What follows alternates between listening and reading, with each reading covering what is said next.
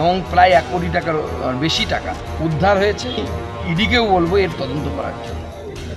গঙ্গারামপুরে online betting চক্রে ধৃত শিক্ষক অপূর্ব সরকারের শ্বশুর বাড়ি থেকে উদ্ধার হয়েছে 1,17,00,000 টাকা এবং তার নিজের বাড়ি থেকে আরো 17,97,000 টাকা।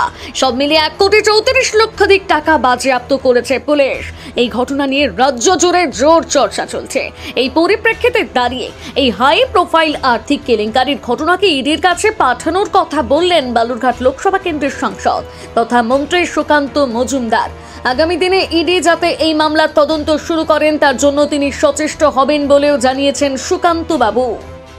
এখন অত্যন্ত চিন্তাজনক বিষয় যে একজন স্কুল শিক্ষক হয়ে সেই ধরনের অনৈতিক কাজে যুক্ত এবং প্রায় 1 কোটি টাকার বেশি টাকা তার শ্বশুর বাড়ি থেকে ট্রাঙ্কবদ্ধ অবস্থায় উদ্ধার হয়েছে। এর তদন্ত চলছে, পুলিশ তদন্ত করছে। আমি ইডিকেও বলবো এর তদন্ত করার জন্য। সম্প্রতি অনলাইন বেটিং কাণ্ডে পিন্টু ঘোষকে গ্রেপ্তারের পর শনিবার অনলাইন বেটিং চক্রের অভিযোগে কুণাল দাস এবং শিক্ষক অপূর্ব সরকারকে গ্রেপ্তার করা হয়। রবিবার তাদের গঙ্গারামপুর মহকুমা আদালতে তোলা হলে বিচারক 5 দিনের পুলিশের রিমান্ডের নির্দেশ দিয়েছে।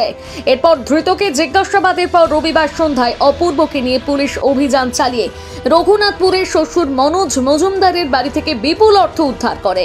এর পাশাপাশি ধৃত শিক্ষকের বাড়ি থেকে বিপুল অর্থ উদ্ধার হয়। এই ঘটনা প্রকাশ্যে আসবার পর জেলা জুড়ে তীব্র আলোড়নের সৃষ্টি হয়। গঙ্গারামপুর থেকে বিশেষ প্রতিবেদন, নিউজ টুডে।